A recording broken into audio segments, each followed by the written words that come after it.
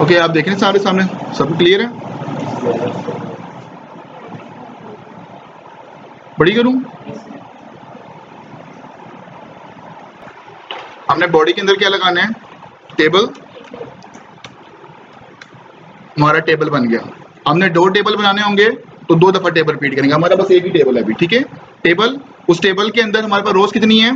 3। तो मैं 3 टाइम्स लगाऊंगा TR, 1 2 एंड 3, ठीक है? ये हमारी फर्स्ट रो, ये हमारी सेकंड रो, ये हमारी थर्ड रो। अब इस TR के अंदर, हर रो के अंदर हमने कितने सेल्स बनाने हैं? 4। तो अभी मैं जस्ट TD आपको बता रहा हूँ, 1 2 3 एंड 4। ये फर्स्ट रो के अंदर हो गए। सेकंड रो मतलब कि TR स्टार्ट TR बंद का मतलब है सेकंड रो, और इसके अंदर भी मैं 4 सेल्स बना रहा हूँ, ठीक है? और लास्ट वाले TR के अंदर भी मैं 4 सेल्स बना रहा हूँ। यहाँ तक क्लियर है बात? कोई इशू यहाँ तक? ओके। अभी फिलहाल इसकी कोई आउटपुट नहीं होगी, मैं चला के दिखा रहा हूँ, नथिंग आउटपुट। उसकी रीज़न मैं आपको बता देता हूँ। अच्छा, इसके अंदर ना मैंने वैल्यूज ज़रा मैं कर देता हूँ फिर।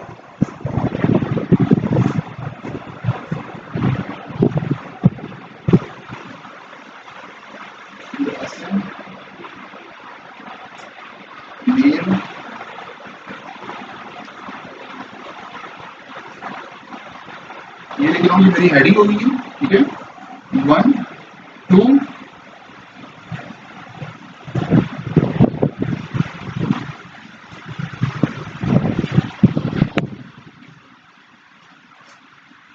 ओके, ये मैंने डाटा दिया। अब इस डाटा को मैं पुट कैसे करूंगा, ये थोड़ी इंटरेस्टिंग चीज़ है। ओके, ज़रा गौर से समझ लेना, ये चीज़ आपको यहाँ तक तो समझ आ गई है। ओके, अच्छा, अब ये टेबल का जो फर्स्ट TR है, इसका मतलब है first row. Okay, first TR का मतलब क्या है? First row. और फर्स्ट TR के अंदर फर्स्ट TD का मतलब है फर्स्ट रो का फर्स्ट सेल। ओके, तो इसको टेबल को देखो, फर्स्ट रो के फर्स्ट सेल में क्या लिखा हुआ है? SN। मैंने टैग के बीच में लिख दिया बस, ठीक है? और फर्स्ट रो के मतलब फर्स्ट TR के अंदर यूं सेकंड सेल के अंदर क्या लिखा हुआ है? नेम। रो वर्टिकली होता है, हॉरिजॉन्टली होता है? नेक्स्ट वन एज, और थर्ड वन क्लास। ये हमारी फर्स्ट रो कंप्लीट हो गई है। जिस तरह अभी आपको मैंने बताया था कि हमने HTML में जब टेबल को डिजाइन करेंगे एज अ रो वाइज करेंगे। देखो, रो वाइज रेडी हो रहा है आपका। अब ये सेकंड रो के फर्स्ट कॉलम में क्या है? 1, ये नेम आ गया, ये एज आ गई, ये क्लास आ गई आपकी। ओके, 12 लिखिए। ओके, अब ये नेक्स्ट आ गया, ये थर्ड रो का फर्स्ट कॉलम, थर्ड रो का सेकंड कॉलम, थर्ड रो का थर्ड कॉलम, थर्ड रो का फोर्थ कॉलम। मैंने, चलो ये गलती हो गई। ओके, ये मैंने कर दिया। इसको मैं यहाँ पे रिफ्रेश करता हूँ, ये हमारे पास ये आउटपुट आ रही है। क्लियर? टेबल में हमारे पास ये चीज़ बन गई। अच्छा, अब आप कह रहे हो सर ये लाइंस नहीं आ रही हैं। लाइंस बाय डिफॉल्ट टेबल की लाइंस नहीं आती। ये लाइंस हमने किसको देनी है? ये लाइंस हमने देनी है टेबल को। ये टेबल की लाइंस हैं, तो मैं यहाँ पे टेबल को एट्रीब्यूट दूंगा। एट्रीब्यूट किस तरह देते हैं?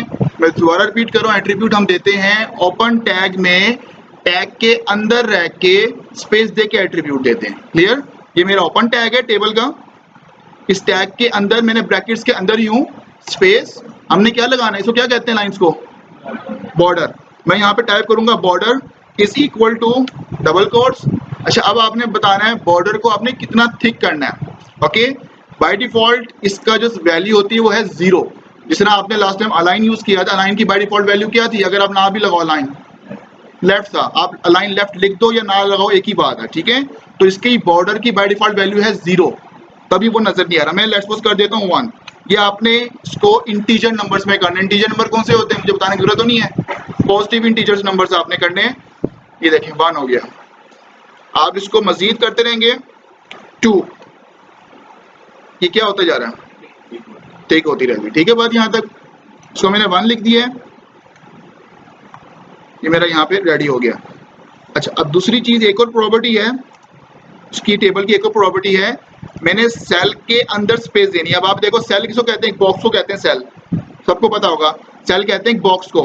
ये जो हर बॉक्स जो है हमारा सेल है, इसमें टोटल सेल्स कितने हैं हमारे? शुक्र है सही बोल गया, मैं तुमसे ही पूछने वाला था। 12 हैं, ठीक है यहाँ तक। ओके, अब आप यहाँ पे देख रहे हो हर सेल के साथ जो टेक्स्ट लिखा हुआ है वो बहुत ज़्यादा अटैच हुआ हुआ है।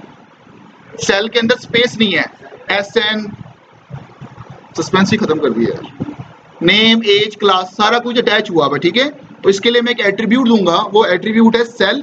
मतलब सेल कहते हैं बॉक्स को, सेल के अंदर पैडिंग। पैडिंग का मतलब होता है इनर स्पेस। सेल पैडिंग का मतलब है इनर स्पेस, ठीक है।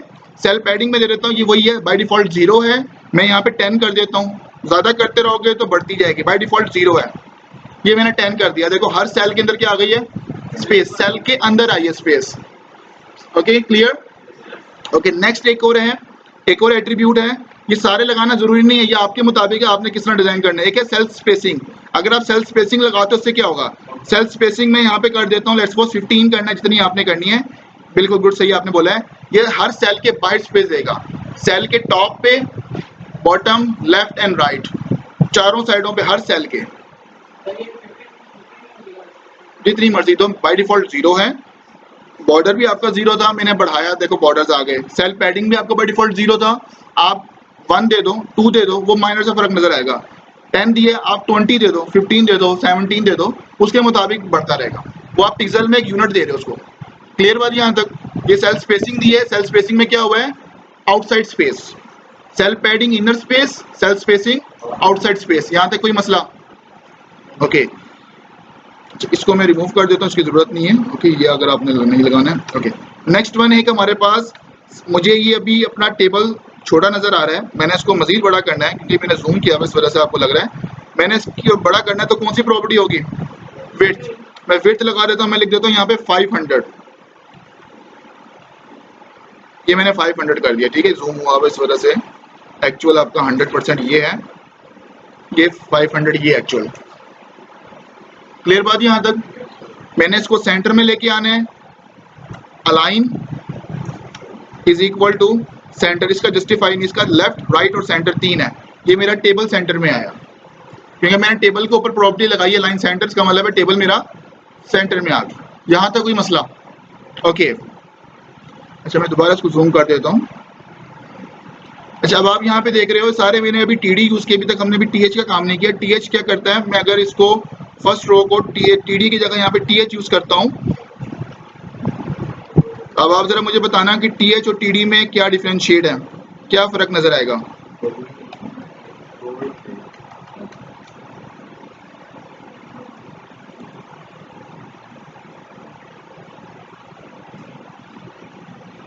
ओके, ये TH मैंने किया है। अब जरा मुझे बताओ क्या क्या फर्क हुआ? दो प्रॉपर्टीज को लगी हैं TH करने से, एक उसने बोल्ड कर दिया, दूसरा उसने क्या कर दिया? सेंटर लाइन कर दिया टेक्स्ट को। क्लियर बात यहाँ तक? अच्छा, अब TH देना जरूरी नहीं है कि आप सिर्फ फर्स्ट रो को दो। टेबल हेडिंग अब आपको कि सर वो तो फर्स्ट रो ही होती है, आप किसी को भी दे सकते हो। क्लियर बात यहाँ तक? अगर मुझे ये उमर को सेंटर में लाना होता और बोल्ड करना होता, मुझे क्या क्या करना पड़ता? इतनी प्रॉपर्टी लगानी पड़ती, लाइक एक या तो P का टैग या स्ट्रॉन्ग का टैग, दोनों में से कोई एक लगाते बोल्ड करने के लिए। देखो मैंने पहले स्ट्रॉन्ग, अगर मैं इसको बोल्ड करना होता मैंने क्या किया, इसको साथ स्ट्रॉन्ग लगाया, ये हो गया बोल्ड। अब इसको मैंने सेंटर में करना था, तो सेंटर करने के लिए मैं यहाँ पे TD को के अंदर अलाइन लगाऊंगा, अलाइन सेंटर। सेल को, सेल के अंदर में टेक्स्ट को करना सेंटर। अब मुझे कितना काम करना पड़ा? इसका इजी वे क्या था? मैं इसको सारा कुछ ना करता, मैं जस्ट यहाँ पे क्या कर दूंगा? TH कर दूंगा। TH बाय डिफॉल्ट ये दो काम खुद से कर देता है। आप जो कोड इतना लंबा कर रहे हैं, मैं यहाँ पे TH लगा देता हूँ, सिर्फ एक सेल को लगाया तो उसने इसको दो प्रॉपर्टी लगा देने के सेम आउटपुट है।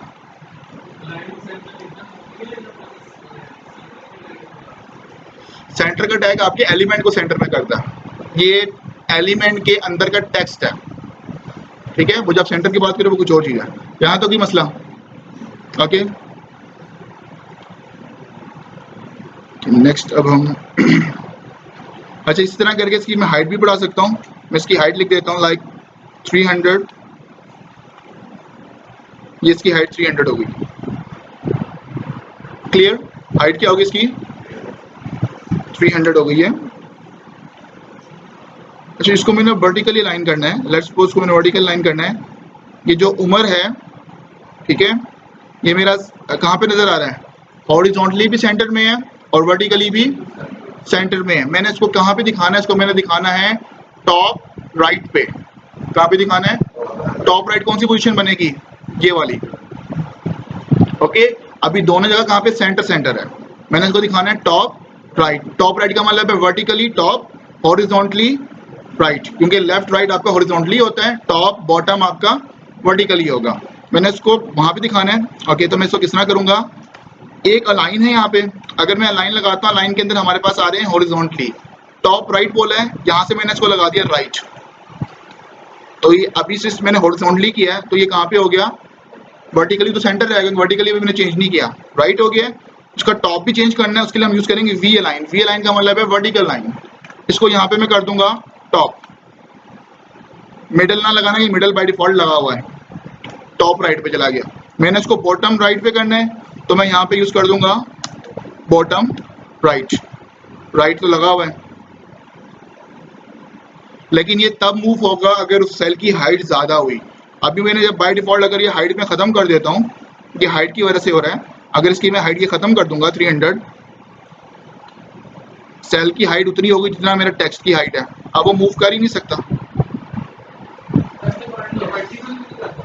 नहीं कर सकता ना, पैडिंग आपने अंदर दी हुई, जो स्पेस आई हुई ये पैडिंग है सारी, ठीक है। उसके पास सिर्फ हॉरिजॉन्टली मूवमेंट है, वर्टिकली मूवमेंट की स्पेस नहीं है।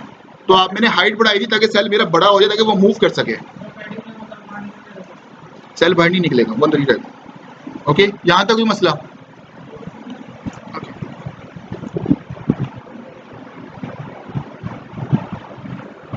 अच्छा, एक और प्रॉपर्टी है जो डिस्कस कर लेते हैं। आपको मैंने यहाँ पे बताया था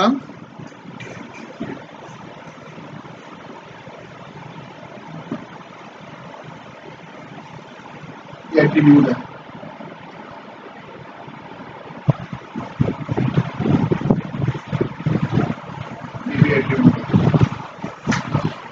ओके। आपको मैंने ये बात बताई थी, जो यूजर को ये स्क्रीन शो हो रही है, ये पूरा वाइट एरिया वेबसाइट का जो नीचे से, ये टोटल क्या चीज है? बॉडी। ये टोटल जो आपका वाइट एरिया है ना पूरा वेबसाइट का, ये है टोटल आपका बॉडी। क्योंकि आप जो काम बॉडी के अंदर कर रहे हैं ना, टोटल सारा काम आप जो ये बॉडी के अंदर कर रहे हैं सारा कुछ, ये आपको कहाँ पे नजर आ रहा है? आपकी वाइट एरिया में, ठीक है। मैंने इसको पूरे को कलर करना है, बैकग्राउंड कलर चेंज करना है, तो ये मैं कहाँ पे लगाऊंगा? बॉडी में, ठीक है, गुड। तो बॉडी के अंदर ये जो बीजी कलर का एट्रीब्यूट है, ये बेसिकली है हमारा background colour, good. Okay, background colour पे क्लिक किया, ये आपको यहाँ पे आ रहा है colour picker. Okay, colour picker पे क्लिक करता हूँ, ये कलर पिकर्स आ रहे हैं मेरे पास, ये सारे शेड्स आ रहे हैं। कोई सा यहाँ से आप सिलेक्ट करें, ये आपका कलर है, यहाँ से आपने कौन सा भी कलर सेलेक्ट करना है, ये लाइट और डार्क करना है, यहाँ से लाइट और डार्क करें। क्लियर? मैं यहाँ से लेट्स सपोज कोई भी कलर सिलेक्ट कर लेते हैं, ये कलर कर लेते हैं, एंटर प्रेस कर रहा हूँ, ये हो गया, ये कोड आ गया। ये कोड के भी डिस्क्राइब करता हूँ, ये देखें पूरा बैकग्राउंड कलर ये चेंज हो गया।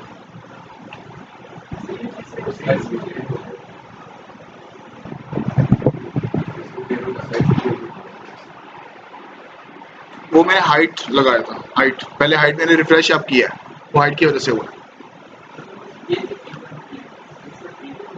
नहीं, आप वाले में भी अवेलेबल है, मैं बताता हूँ। यहाँ तक क्लियर है आपको? ओके, अब आपने यहाँ पे ये इसको बेसिकली कहते हैं, जो कोड आपने हैश के साथ बता रहे हो उसको कहते हैं हेक्सा कोड। ये आपका बेसिकली हेक्सा कोड है, इसको कहते हैं hexa colour. Okay, hexa colour जो आप हैश के साथ लिखते हैं, हेक्सा कलर्स हैं, ठीक है। अच्छा, हेक्सा कलर्स होते हैं, एक होते हैं सॉलिड कलर्स और एक होते हैं RGB कलर्स। ये आई थिंक सबको पता होना चाहिए। मुझे कोई डिस्क्राइब करे इसको, आज कोई लड़की में से कोई डिस्क्राइब करे, एक सवाल का जवाब, कोई लड़की ट्राई करे। हरियो सही बोल रहे, जो भी बोल रहा है, कौन बोल रहा है? अब सारे बोलेंगे, उसने जिसने आवाज सुन ली थी, ठीक है। रेड, ग्रीन, ब्लू, आपके जो बेसिकली 3 कलर्स होते हैं, जो आपने छोटी क्लास में पढ़ा होगा, वो 3 कलर्स होते हैं, रेड, ग्रीन और ब्लू। बाकी जो कलर्स बनते हैं वो इनको मिक्स करके बनते हैं। आप कभी ट्राई कर लेना, 2 पेंसिल कलर पेंसिल पकड़ के ना, 2 को मिक्स करके कलर करके देखना, एक कलर बन जाएगा। कभी ट्राई करना, ठीक है। 2 कलर्स को आपस में मिक्स करना, एक कलर करके उसके ऊपर दूसरा कलर करना, नया कलर जनरेट होगा, वो देखना कौन सा बनता है। क्लियर बात यहाँ तक? ओके। आई थिंक जब आप लोग कुछ अपने कपड़े डाई कराने जाती हैं वहाँ पे भी ये कॉन्सेप्ट लगता है, कभी देखा हो आपने? लगता है ना, वो कलर मिक्स करते हैं, एक नया कलर बनाते हैं, वो यही होता है काम। ये आपके बेसिकली होते हैं RGB कलर्स, ठीक है। तो RGB में आप बेसिकली बताते हैं कि कितना आपने रेड इन्वॉल्व करना है, कितना ग्रीन इन्वॉल्व करना है और कितना ब्लू इन्वॉल्व करना है। तो एक कलर कौन सा बनता है वो इनको पता होता है। क्लियर बात यहाँ तक? अब आपको नहीं पता होगा वो मैं बता दूँ किस तरह करना है। सॉलिड कलर कौन से होते हैं आपके? Plain colours, right, red, yellow, green, जो प्लेन कलर्स आपके उनको कहते हैं सॉलिड कलर्स, ठीक है। हेक्सा कलर्स कौन से होते हैं? हेक्सा और RGB एक जैसे कलर्स होते हैं जिनमें लाइट और डार्क शेड्स आ रहे होते हैं। आपको कौन से कलर पता है? आप कहोगे लाइट ग्रीन, डार्क ग्रीन, ये नहीं। अब देखो यहाँ पे जो मैं आपको दिखा देता हूँ, यहाँ पे ग्रीन के एक कलर्स नहीं है, ये देखो यहाँ पे कौन सा लाइट डार्क ग्रीन है, देखो कितना शेड है, थोड़ा लाइट है, थोड़ा डार्क है।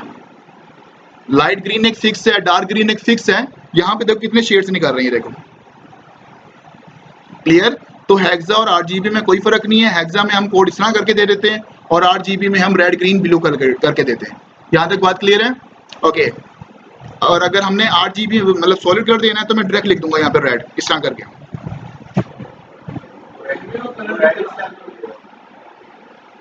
लेकिन अगर आपको कोई कहेगी तो प्लेन एक रेड है, कोई कहे थोड़ा सा लाइट, आप लाइट रेड कर देते हो, वो कहेगा उससे भी लाइट, फिर कैसे करोगे? आपको हेक्सा या RGB में आना ही पड़ेगा। क्लियर बात यहाँ तक?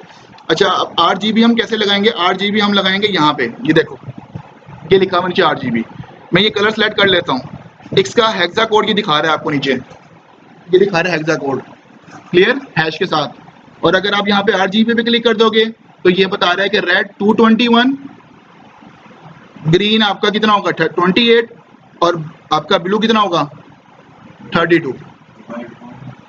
ये बाय डिफॉल्ट है, ये आपको याद करने की जरूरत नहीं है, खुद ब खुद जनरेट करेगा, आपको इसमें कुछ याद नहीं करना, ये खुद ब खुद जनरेट करेगा। मैं आपको याद करने को नहीं कह रहा हूँ, बस आपको एक बता रहा हूँ क्या चीज़ होती है। क्लियर? अभी देखो ये कलर हमारा ऑटोमेटिकली यहाँ पे, यही कलर मैंने बोला था क्या?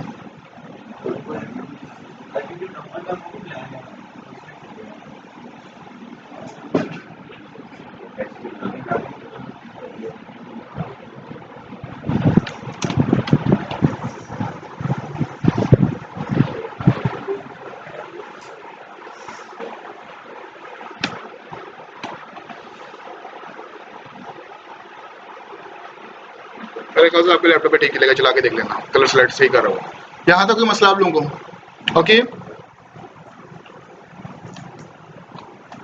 अच्छा, आप जो आप बात कर रहे हो कि हमारे लैपटॉप पे नज़र नहीं आएगा, अगर आपको कलर पिकर नहीं आ रहा होगा ना, आप लोगों ने क्या करना है, ये दो याद कर लेना। एक है #000, ये बेसिकली हमारा कलर होता है, आई थिंक ये हमारा कलर है ब्लैक या वाइट है, ब्लैक है, ठीक है।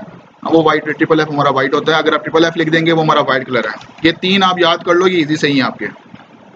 ये हमारा वाइट कलर, वाइट लगाने का फायदा नहीं क्योंकि बाय डिफॉल्ट वो वाइट होता है। क्लियर? मैं यहाँ पे 000 लिख देता हूँ। अब 000 लिखने के बाद आप यहाँ से चेंज कर सकते हो। क्लियर? ओके। अच्छा, नेक्स्ट वन एक हमारा एक और है, वो हमारा है बैकग्राउंड। अगर आपने इमेज लगानी है, कलर नहीं लगाना, मैंने कोई लगानी है इमेज। इमेज हम कैसे लगाएंगे, वो भी मैंने पूरी बैकग्राउंड पे लगाना है, तो मैं लगाऊंगा बैकग्राउंड, तो यहाँ पे इस पर क्लिक करता हूँ, डेस्कटॉप के ऊपर से कोई भी एक इमेज उठा लेते हैं। आपने वही पाथ बताना है कि जहाँ पे आपकी फाइल रखी हुई है वहीं जाके इमेज को पेस्ट करना और नाम बता देना। मैंने ये पाथ बता दिया इसका, ये इमेज लग गई है। ओके, सही इमेज नहीं लगी मैं बाद में बताऊंगा। यहाँ तक बात क्लियर है? तो CSS में करेंगे इमेज को सेट करना कैसे। Okay, done. अच्छा, ये हमने लगाई है बस बैकग्राउंड पे। अब आप कहोगे सर मैंने हर टेबल का कलर चेंज करना है। अच्छा, ओके, मैंने क्या किया है, बॉडी के अंदर बैकग्राउंड की प्रॉपर्टी लगाई है, जो यहाँ पे लिखा है। बैकग्राउंड के अंदर मैंने इमेज को सिलेक्ट किया, बस ये वही इमेज वाला कोड है जो लास्ट टाइम हमने किया था। उसमें आप सोर्स में काम कर रहे थे, इसमें आप बैकग्राउंड में काम कर रहे हैं। नहीं लिखना, वो इमेज एक सेपरेट है, ये पूरा बैकग्राउंड का इमेज लग रही है आपको। ओके, अच्छा, ये तो मैं पूरे बैकग्राउंड की बात कर रहा था, यही काम हम सिंगल बाय सिंगल भी कर सकते हैं। आप यहाँ पे कह देते हैं लाइक इस रो को, ये वाली जो रो है सेकंड रो, इसका कलर मैंने करना है रेड। कौन सा कलर करना है? रेड। तो ये सेकंड रो है मेरी। ओके, सेकंड रो का मतलब है सेकंड टीआर में मैं आ जाता हूँ। सेकंड टीआर मेरा ये वाला है। मैंने पूरी रो को करना है, इसके अलावा मैं कहाँ पे लगाऊंगा? टीआर में। टीआर में मैं लगाऊंगा बीजी कलर। इसके अंदर मैं कलर लगा देता हूँ, ये वाला कलर। ये कलर लगा दिया मैंने। इस पेज को रिफ्रेश कर रहा हूँ, उस रो में लगे, क्योंकि आपने कि किसके अंदर प्रॉपर्टी बताई है, प्रॉपर्टी किसके अंदर बताई है आपने? सेकंड वाले टीआर के अंदर। अगर मैं यही काम है कह देता हूँ इस टीएच के अंदर बीजी कलर, जिसके अंदर बताओगे वो प्रॉपर्टी सिर्फ उसको लगेगी। ये लें, अब ये मैंने बताया है नेम के अंदर। आपने पूरे टेबल को देना है, आप पूरे टेबल को भी दे सकते हैं, वो भी बताता हूँ। ओके, मैंने पूरे कलर को मतलब पूरे टेबल को करना है, तो प्रॉपर्टी कहाँ पे लगाएंगे? सिंपल है, जिसको आपने करना है वहां पे आप प्रॉपर्टी लगाएंगे। यहाँ पे भी आप लगा सकते हैं बीजी कलर। इमेज लगानी है तो लगा देंगे बैकग्राउंड। कोई मसला है यहाँ तक? Okay good. कि जरा ये चीज़ें रिमूव कर देता हूँ, बड़ी बुरी लग रही है।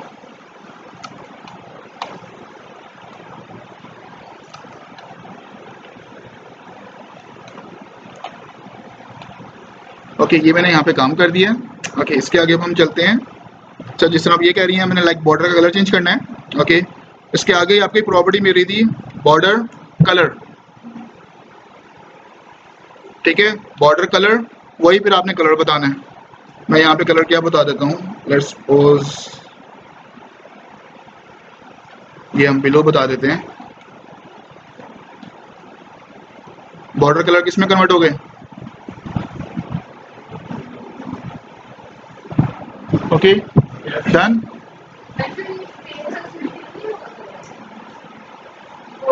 ये CSS के थ्रू होगा, ये मैं बाद में बताऊंगा। ये कुछ पॉइंट्स जो है ना आपकी, आप लोग लिखते रहना, हो सकता है मैं भूल जाऊं, आप लोग मुझे बता देना जब हम CSS स्टार्ट करेंगे ना, तब मुझे बताना, क्योंकि अभी मैंने CSS स्टार्ट कर दिया, आप लोग भाग जाओगे। ठीक है, डर जाओगे, अभी नहीं, ठीक है, स्लो स्लो। ये CSS के थ्रू होगा, CSS की कुछ प्रॉपर्टीज लगेंगी। ओके, ये आप लोग लिखते रहो कुछ पॉइंट्स जो आपने मुझसे बाद में जब CSS हम करेंगे तब मुझसे पूछ लीजिएगा। और कुछ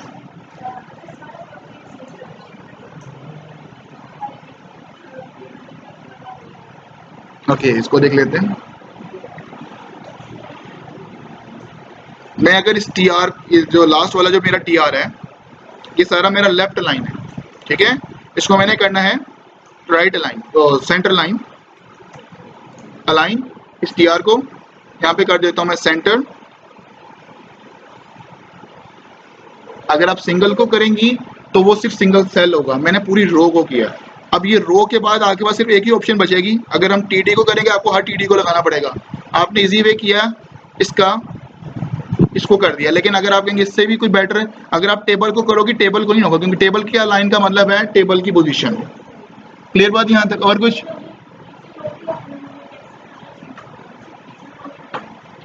टेक्स्ट का कलर वो CSS में होता है, वो मैं बाद में बताऊंगा। और कुछ?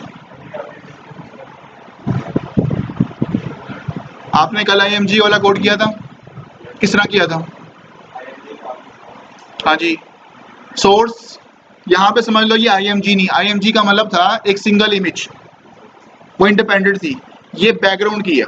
क्लियर? इसके लिए कौन सी प्रॉपर्टी लगा रहे हो? बैकग्राउंड की प्रॉपर्टी।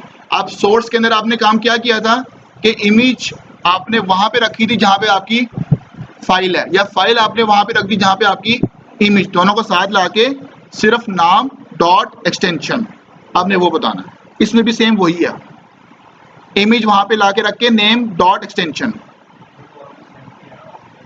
आप वाले में नहीं है, आप आप वाले में होगा, वो ब्राउज पे क्लिक करो, नीचे आ रहा कंट्रोल स्पेस पे क्लिक करें, मैं देख बता देता हूँ अभी आपको। यहाँ तक भी सवाल? ओके, आप लोग जरा पहले इसकी प्रैक्टिस।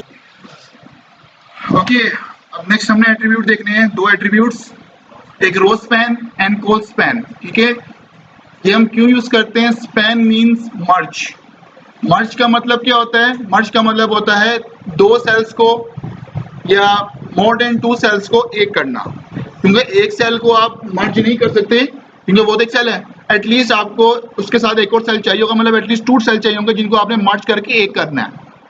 ओके, 2 करने हैं, 3 करने हैं, 4 करने हैं, 5 करने हैं, 100 जितने आपने करने, लेकिन एटलीस्ट 2 सेल्स होना जरूरी जो आपने मर्ज करने। डन।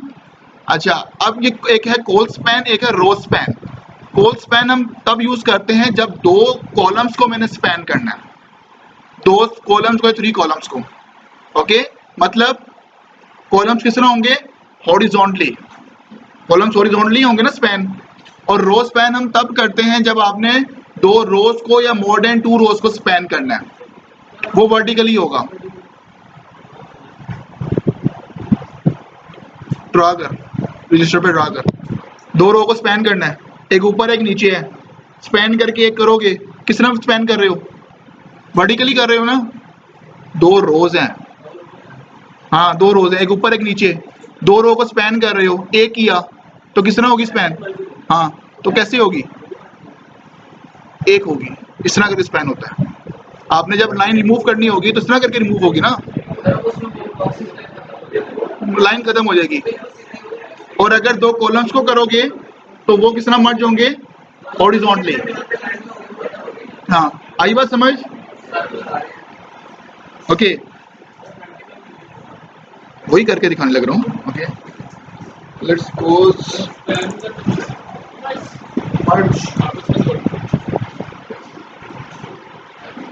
यह मर्ज। ओके, यहाँ पे हमने लेट्स सपोज इसको कर रहे हैं, ठीक है, ये एज यहाँ पे लिखी हुई थी क्लास, क्लास लिखी हुई थी यहाँ पे, इसको मैंने खत्म करना है, इसको मैंने एक्सेल करना है। क्लियर। अच्छा, मर्ज करने का ना कॉन्सेप्ट बहुत डिफिकल्ट होता है, ये मैं आपको पहले चीज क्लियर कर देता हूँ। आप लोग को अभी मैं टास्क दूंगा जिसमें आपने टेबल को मर्ज करना होगा, आपके सामने स्केच बना होगा, आपने एज इट इज वही बनाना होगा, सेम टू सेम, तो उसमें मर्जिंग हुई होगी। तो मैं आपको पहले एक चीज बता देता हूँ, आप लोगों ने जो बनाना होगा ना, सबसे पहले अपना माइंड सेट ये रखना कि अभी आपने मर्ज नहीं करना, अभी आपने पूरा टेबल विदाउट मर्ज रेडी करना है। अब देखो, अब आपको इस तरह की टेबल नजर आ रहा है, अब आपको सर जो मर्ज हुआ मैं कैसे करूंगा, आप सपोज कर लो कि यहाँ पे एक लाइन है, आप यहाँ पे 4 सेल बना देना। क्लियर। अब देखो ये भी मर्ज हुआ है, आप यहाँ पे सपोज कर लो ये लाइन है की सेल है। क्लियर। आपने पहले सेल्स पूरे कर लेने, अगर आप डायरेक्ट मर्ज से शुरू कर दोगे आप लोगों से कंट्रोल में नहीं आएगा, आपका टेबल कुछ और ही बन जाएगा। आई बात समझ। जहां पे मर्जिंग हुई होगी वो लाइन आपने पहले पूरी स्ट्रेट कर देनी है। देखो ये लाइन पूरी स्ट्रेट है, ये स्ट्रेट है, इसको आपने पहले पूरा फिल कर देना है। मतलब यहाँ पे आपने 4 टीडी या टीएच लगाने होंगे और यहाँ पे आपने 3 रोज लगाने। क्लियर बात यहाँ तक। ओके। अच्छा, अब सवाल है किसी का। ओके, अब हमने इसको मर्ज करना है। अच्छा, मर्ज करना है, अब हमने कौन सा यूज करना है, ये 2 चीजों को मैंने मर्ज करना है। ये 2 चीजें क्या है मेरी, सेल हैं, ये किस तरह स्पैन हो रहे हैं, कॉलम्स हैं, ये फर्स्ट कॉलम है, ये मेरा सेकंड कॉलम है, तो मैं इसमें कौन सा लगाऊंगा, कोल स्पैन लगाऊंगा। क्लियर बात यहाँ तक। मतलब यहाँ पे मेरा लगेगा कोल स्पैन। अच्छा, अब मैंने लगाना किधर है, ये तो डिसाइड हो गया कोल स्पैन लगना है, लगाना किधर है, ये लगाना हमने वहां पे है जहां से हमने स्पैन करना स्टार्ट करना है। ओके, स्टार्ट हम कहां से कर रहे हैं, एज से। क्लियर बात यहाँ तक। ओके,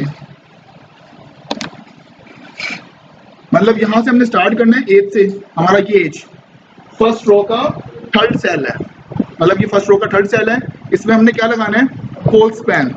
कोल स्पैन, अब वो पूछ रहा है कितने कॉलम स्पैन करने, एक एज है, दूसरा उसको भी काउंट करना है, तो टोटल कितने हो गए, 2 हो गए।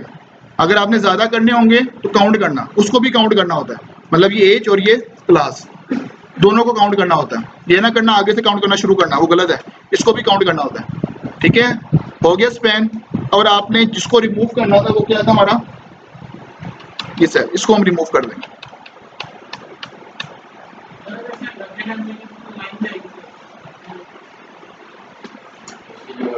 उसको रिमूव भी करना, सेल को आपने रिमूव करना, अगर आप सेल को रिमूव नहीं करेंगे तो आपको कुछ आउटपुट इस तरह करके नजर आएगी, वो सेल बाहर आ जाएगा, वो 2 की जगह लेके सेल को बाहर कर देगा। तो इसको तो हमने बेसिकली रिमूव करना था, तो हमने इसको क्या कर दिया, रिमूव कर दिया। आई बात समझ। ओके, नेक्स्ट अब देख लेते हैं, ये 22 मेरा किधर है? सेकंड रो का third cell. Okay, second row मेरी ये है। ओके, सेकंड रो का, एक मिनट इसको मैं रिमूव कर देता हूँ बीजी कलर को। सेकंड रो का थर्ड सेल हमारी कुछ और इस तरह करके है। सेकंड रो का थर्ड सेल है वो ये रहा 21। इसको मैंने मर्ज करना है। क्लियर बात यहाँ तक? अब इसको मैं मर्ज किस तरह करूंगा? इसको मैं यहाँ पे लगाऊंगा रो स्पैन, क्योंकि ये आपकी फर्स्ट रो और सेकंड रो ये रोज आपकी स्पैन हो रही हैं। ठीक है, तो यहाँ पे हम क्या लगाएंगे? Row span. यहाँ में लगाऊंगा, वहां पे लगाऊंगा जहां से करना स्टार्ट करना है, वो स्टार्ट में नहीं यहाँ से करना है। रो स्पैन कितने रो स्पैन करनी है उसको भी काउंट करेंगे। नीचे वाला कितने हो गए? 2 हो गए। मिनिमम 2 होता है, 1 तो होगा नहीं। ठीक है, 2 हमारा 2 हो गया। और हमने रिमूव किसको करना है? थर्ड रो का थर्ड सेल को हमने रिमूव करना है। अगर आप रिमूव नहीं करेंगे खराब हो जाएगा। थर्ड रो का थर्ड सेल रिमूव करना है, वो क्या था हमारा? 19।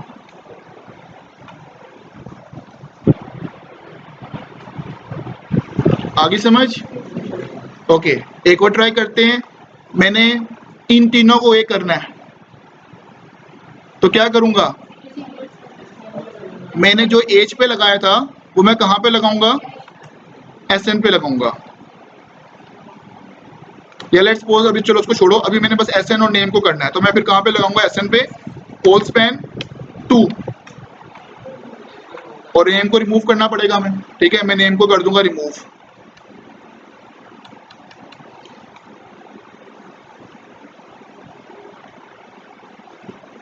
क्लियर? लेकिन अगर मैंने एसएन को पूरा कंप्लीट करना है तो मुझे एज रिमूव करनी पड़ेगी, और एज का यहाँ पे कितना? 2, 2 + 2 4 सेल्स थे मेरे। अगर आपके पहले के बने होते फिर आपको काउंट करने में मसला ना होता, तो मैंने रिमूव किया था, तो 2 + 2 4 हो गए। इसी तरह रो में आपने करना है ये चीज। कोई मसला यहाँ तक? ठीक है, टेबल से नहीं होती, वो डिव से होती है, डिव एंड स्पैन, वो मैं बाद में पढ़ूंगा। नहीं, ये थोड़ा सिंपल सा भी है। यहाँ तो कोई मसला? अच्छा, यहाँ पे एक चीज़ का ख्याल करना कि अगर आप इस सेल की विड्थ बढ़ाते हो, इस सेल की, लेट्स सपोज मैं कहता हूँ 1 की विड्थ ज़्यादा है या कम है, ज़्यादा करनी है कम करनी है, इट्स अप टू यू। मैं इस 1 को एक प्रॉपर्टी देता हूँ यहाँ पे विड्थ की, सिर्फ इस सेल की, क्योंकि टेबल को विड्थ देते पूरी टेबल की विड्थ बढ़ती है, मैंने सिर्फ सेल की विड्थ बढ़ानी है। मैं यहाँ पे कर देता हूँ 200। तो इससे करेगा क्या? देखो, मैंने सिर्फ 1 की बढ़ाई है, मैंने प्रॉपर्टी लगाई है 1 को। ठीक है, और ये होगा क्या?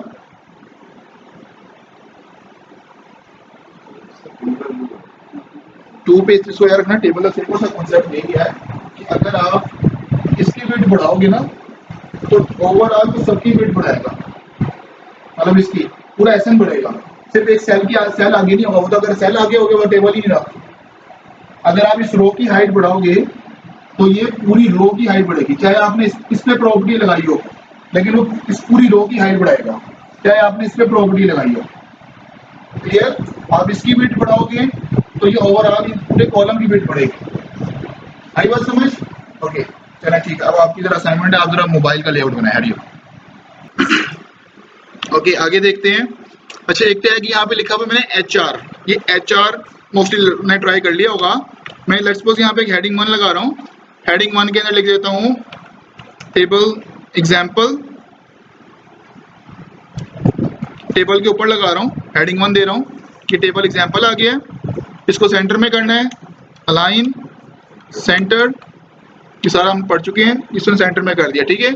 अच्छा, इस टेबल के एक तो होता है अंडरलाइन, अंडरलाइन आपको ये करेगा कि आपने इसको INS या U के टैग में कर देंगे तो इसको अंडरलाइन कर देगा, एक ही अंडरलाइन होता है। लेकिन ये अंडरलाइन क्या होता है? ये होता है जस्ट टेक्स्ट के नीचे अंडरलाइन आएगा। ओके, मैंने ये वाला अंडरलाइन नहीं करना, मैंने दूसरे वाला करना है। लाइक उसके लिए मैं क्या करूंगा, मैं इसके बाद, क्योंकि मैंने हेडिंग 1 के नीचे लगाना है, जस्ट HR लिख दूंगा। इस HR से होगा क्या कि आपकी लाइन आ जाएगी। ठीक है, ये आपकी यहाँ पे ऑटोमेटिकली क्या आ जाएगी? लाइन आ जाएगी। अब इस लाइन को, ये जो बाय डिफॉल्ट रखता है, ये लाइन को रखता है फुल विड्थ, 100% विड्थ। आपने इसको छोटा करना है, आप यहाँ पे प्रॉपर्टी देंगे विड्थ की प्रॉपर्टी, और इस विड्थ के अंदर बता देना कितना पिक्सल, 300 दे रहा हूँ, 300 पिक्सल हो गया। क्लियर बात यहाँ तक? ओके, बाकी इसका कलर चेंज हो जाएगा यहाँ से।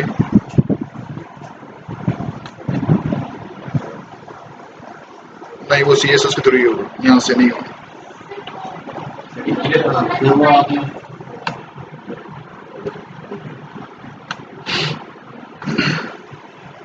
ना होगी, यहाँ से भी कर, यहाँ पे मैंने कलर की प्रॉपर्टी लगा के कलर दे दिया। आप यहाँ पे कलर दे देंगे, ऑटोमेटिकली हमारा कलर वहाँ पे चेंज भी हो गया। ठीक है, और ये अलाइन है आपका, अलाइन लेफ्ट कर दूंगा, लेफ्ट पे चलेगी line. Clear, by default centre होती है ये। अच्छा, इसके आगे अब हम देख लेते हैं। नेक्स्ट वन हमारा ए टैग है।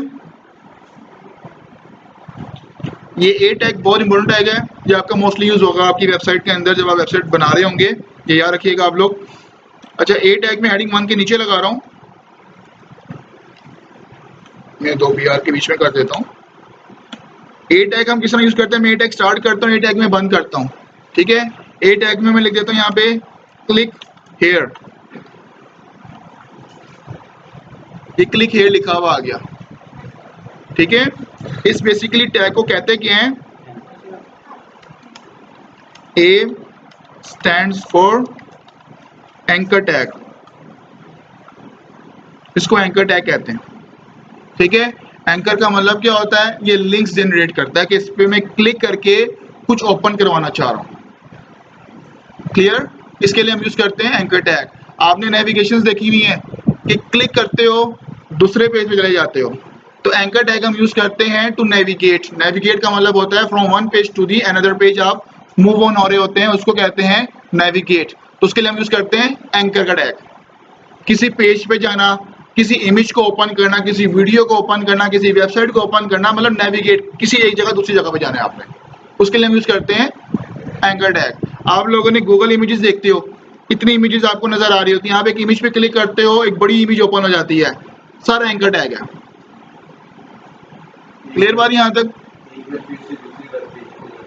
अब आप कोई वेबसाइट ओपन करते हो, लाइक फेसबुक आप बहुत यूज करते हो, फेसबुक आप लोग ओपन कर लेते हो, आप होम पे क्लिक करते हो, होम का पेज, अपनी प्रोफाइल के नाम पे क्लिक करते हो, प्रोफाइल का पेज, उसने उस पर बेसिकली ए टैग लगाया होता है। डन बात यहाँ तक? ओके। अच्छा, अगर आप सिंपल सा जस्ट ये ए टैग लिख रहे हो, ए टैग स्टार्ट किया और ए टैग बंद कर दिया, ये आपको ऐसा प्रीव्यू नजर आ रहा है like your P paragraph tag, आपको सर तो पैराग्राफ नजर आ रहा है, हेडिंग तो है नहीं, पैराग्राफ की आपको प्रीव्यू दे रहा है। तो जब भी आपने ए टैग यूज करना है, इसके साथ एक लाजमी एट्रीब्यूट हमें यूज करना पड़ता है, कंफर्म को यूज करना है, HREF, अदरवाइज ये लिंक नहीं बनेगा। इस HREF का मतलब होता है hyperlink reference. Okay, hyperlink reference, HREF। इस HREF के अंदर आप जिसका लिंक दोगे ये वो चीज ओपन करेगा। ठीक है, और जो आप ए टैग के बीच में लिखोगे वो चीज ये वो शो करेगा। आई बात समझ? जो HREF के अंदर होगी वो शो नहीं करेगा, वो बेसिकली ओपन करेगा क्लिक के ऊपर, लेकिन जो ए टैग के बीच में लिखा होगा, चाहे ABCD, click here, click me, click to open Google, वो बेसिकली आपको शो होगा और उस पर क्लिक करके आप कुछ ओपन कराओगे। अब देखो मैंने यहाँ पे HREF लगा दिया, शो क्या हो रहा है? जो मैंने ए टैग के बीच में लिखा हुआ है वो शो हो रहा है, और उस पर ये देखो क्या बन गया, लिंक बन गया। अब हैंड का सिंबल आ रहा है, ये इस पे देखो, ये कर्सर आ रहा है, इस पे क्या आ रहा है, हैंड का सिंबल आ रहा है, ये क्लिक हो गया। अब इस HREF के अंदर मैंने बेसिकली देना है एक लिंक। अब लिंक किस तरह का देना है? इसमें 3 टाइप्स हैं आपकी।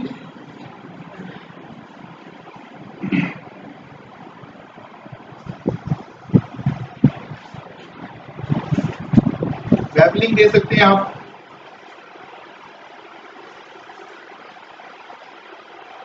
ऑफलाइन लिंक दे सकते हैं आप कोई,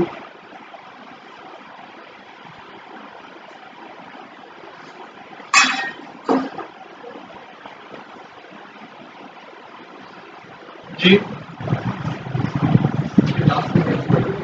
ये अभी कुछ फाइल्स हैं जिप, रार, डॉक, XLX, जो ऑफिस की जो होती हैं, ये वो फाइल्स हैं। ओके, ये देख लेते हैं, ये सारा आपने HREF के अंदर देना है। अच्छा, सबसे पहले हम HREF के अंदर एक ऑनलाइन लिंक दे देते हैं, कोई वेबसाइट का लिंक दे देते हैं, कौन सी वेबसाइट ओपन करानी है? जो ए टैग है, याद रखिएगा, जो ए टैग के बीच में होगा ना उस पे लगता है लिंक और वो आपको आएगा नजर। मैंने ए टैग के बीच में क्या लिखा हुआ है? Click here dash A stand for, ये सारा ए टैग के बीच में है, तो ये आपको प्रीव्यू में नजर आ रहा है। अब इस पे क्लिक करके जो मैंने चीज ओपन करानी है वो मैं किस में लिखूंगा? HREF में, ठीक है, हाइपरलिंक रेफरेंस में। इसमें मैंने ओपन करानी है Google website, let's suppose, okay. तो गूगल क्या होती है? www.google.com। ये अगर मैं लिख देता हूं आपकी वेबसाइट ओपन नहीं करेगा। इसकी रीजन क्या है? मैं यहाँ पे क्लिक कर रहा हूं, ये क्या ढूंढ रहा है? File not found. आप माइक्रोसॉफ्ट वर्ड के अंदर भी अगर आप लिखते हो ना www.google.com, वो उसको हाइपरलिंक नहीं करता। जो डॉक्यूमेंट्स पे काम करते हैं, हमें स्टार्ट में, क्योंकि ये जो लिखते हो ये तो बस समझते हैं तो टेक्स्ट है, आपने हमेशा स्टार्ट में लगाना होता है HTTPS:// आप ब्राउजर के ऊपर लिखते तो नहीं हो, लेकिन वो बाय डिफॉल्ट जब आप कभी कॉपी करोगे वहां सर्च बार से तो ये ऑटोमेटिकली ये भी कॉपी हो जाता है, ठीक है। ये पूरा लिंक होता है, आपने स्टार्ट में ये लगाना होता है। अब इसको पता है कि ये मेरा हाइपरलिंक रेफरेंस है, मैं रिफ्रेश कर रहा हूं, अब मैं इस पर क्लिक कर रहा हूं,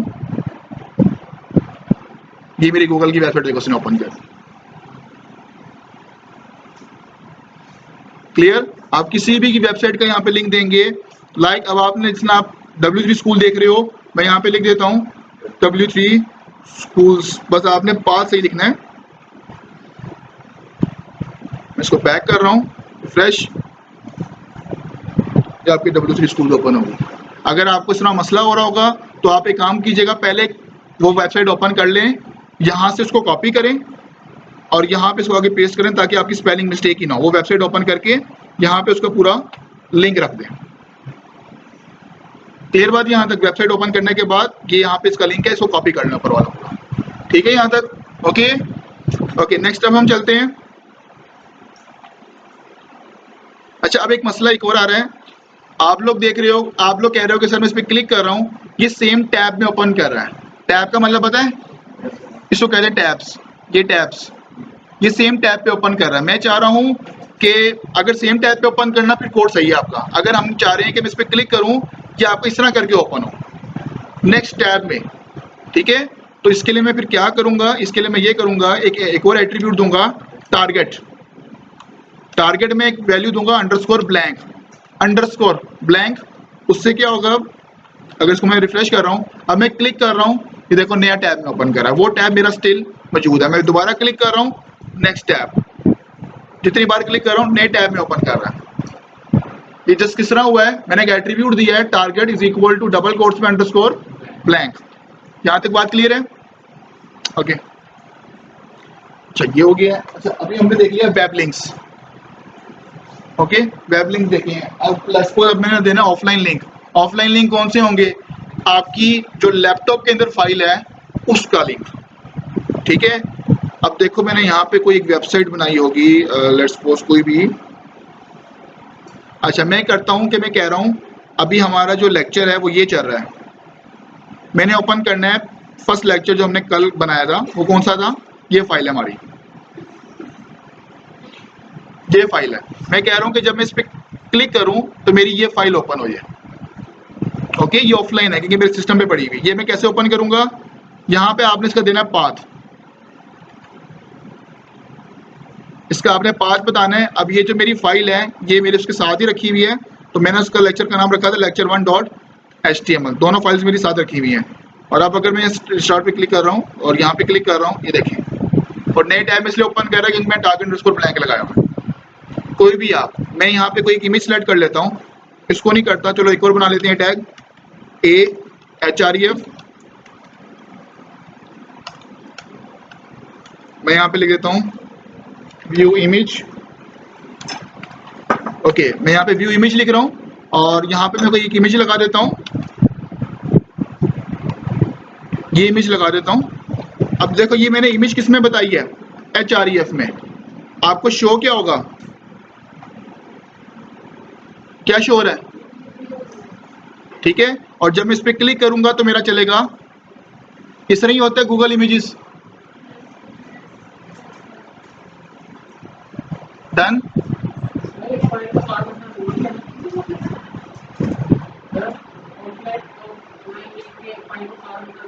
यार फाइल को साथ रखना जरूरी नहीं है, आप लोगों का मसला ये आ रहा है आप लोगों से पाथ बनता नहीं है, इसलिए मैं कह रहा हूँ उसको साथ रख दो। आपको पाथ पूरा बनाना पड़ता है कि जहाँ पे आपकी फाइल रखी है ना इसके आगे आपने कहाँ पे जाना है।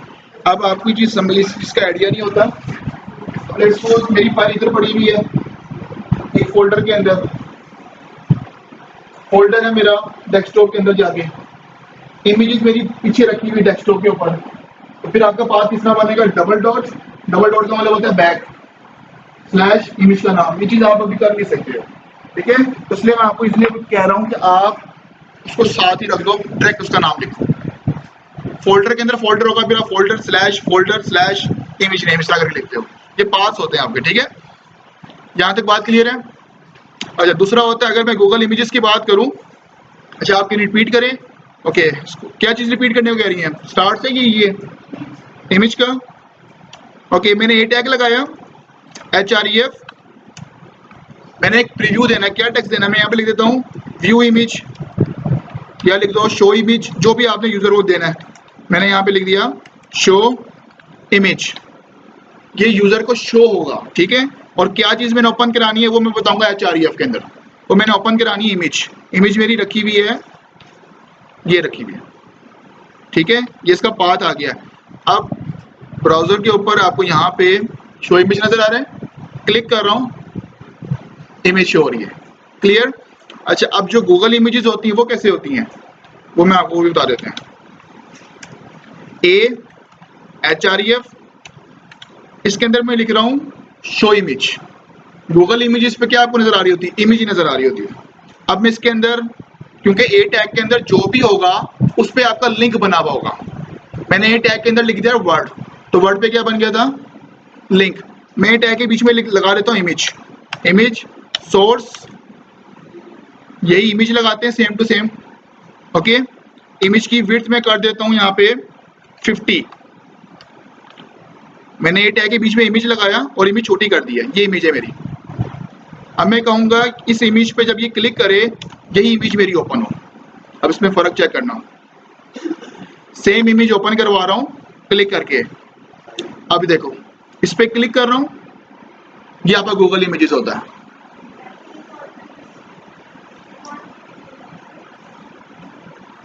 सॉरी कोड दिखा दूं, ये कोड है, मैंने href के अंदर वही इमेज रखी है जो मैंने ओपन करानी थी और अंदर मैंने इमेज लगा दी है, उसका साइज मैंने छोटा कर दिया, सेम इमेज लगा दी। ए टैग के बीच में जो भी रखोगे ना आप लोग उस पर लिंक बन जाएगा, चाहे टेक्स्ट रख दो, चाहे आप इमेज रख दो, चाहे टेबल रख दो, तो टेबल पे क्लिक करोगे तो वो चीज ओपन हो जाएगी जो आपने href के अंदर बताई होगी। अच्छा अगर आप इस इमेज को बाहर ले जाओगे फिर लिंक नहीं होगा, लिंक उसमें होगा जो ए टैग के बीच में होगा। डन, कोई मसला यहाँ तक? ये सारा मेरा चल रहा है ऑफलाइन, ऑफलाइन का मतलब है मेरे कंप्यूटर के अंदर वाली फाइल चल रही है, और ऑनलाइन का मतलब क्या था, मैं टारगेट वो हाइपरलिंक रेफरेंस वाला कोई बता रहा हूँ कि नेट वाली कोई लिंक प्रोवाइड कर रहा हूँ आपको, वो ऑनलाइन है, ठीक है। अच्छा नेक्स्ट वन है अब आपकी रार जिप और डॉक। अच्छा अभी यहाँ पे जो मैंने अटैच की है वो मैंने कौन सी फाइल अटैच की, HTML की, मैंने यहाँ पे कौन सी अटैच की, इमेजेस की, ये PNG आपका इमेज होती है। अगर आप कोई फाइल ऐसी अटैच करोगे जो जिप होती हैं, रार फाइल, उनका आइडिया सबको, जिप और रार फाइल वो अटैच करोगे ना, ये वो ओपन नहीं करेगा, डाउनलोड पे ले जाएगा। आपने देखा होगा डाउनलोडिंग वेबसाइट पे जाते हो, click here to download video, उस पर क्लिक करते हो तो डाउनलोडिंग स्टार्ट हो जाती है, उन्होंने बेसिकली href के अंदर जिप या रार फाइल का लिंक लगाया होता है, क्लियर। अब जिप फाइल मेरे पास लेट्स सपोज ये फाइल है मेरे पास, इसको मैं अटैच करता हूँ, ठीक है, ये रार फाइल है, मैं यहाँ पे लिख देता हूँ, एक और टैग लगा देता हूँ नीचे,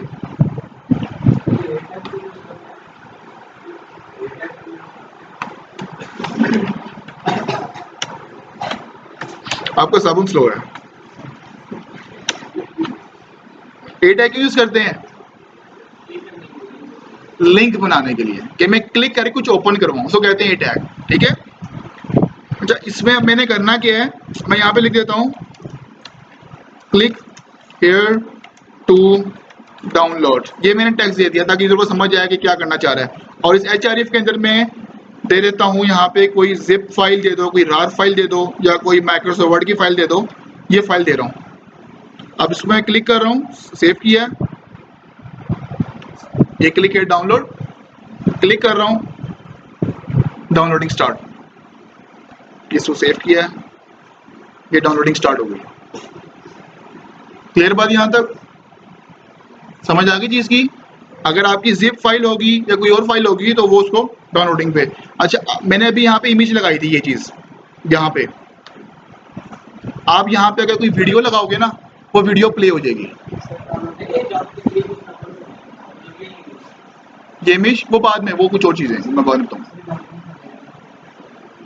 डाउनलोडिंग वाला क्या मुश्किल है, आपने बस जिप फाइल इसमें एचआरएफ में देनी है। आपने पहले इमेज की फाइल दी थी, इमेज की फाइल ओपन कर देता है, जिप फाइल ओपन नहीं करता, उसको डाउनलोडिंग पे ले जाता है। जिप होगी या रार होगी, माइक्रोसॉफ्ट वर्ड की जितनी फाइल्स होगी सारी डाउनलोडिंग पे जाती है। वीडियो मेरे ख्याल से वो ओपन प्ले कर देता है, चेक कर लेना, वीडियो प्ले कर देता है। वीडियो का लिंक कोई दे देना, वो मैं बाद में बताऊंगा, बाद में उसमें आपने जावास्क्रिप्ट में कोड करना होता है। और कुछ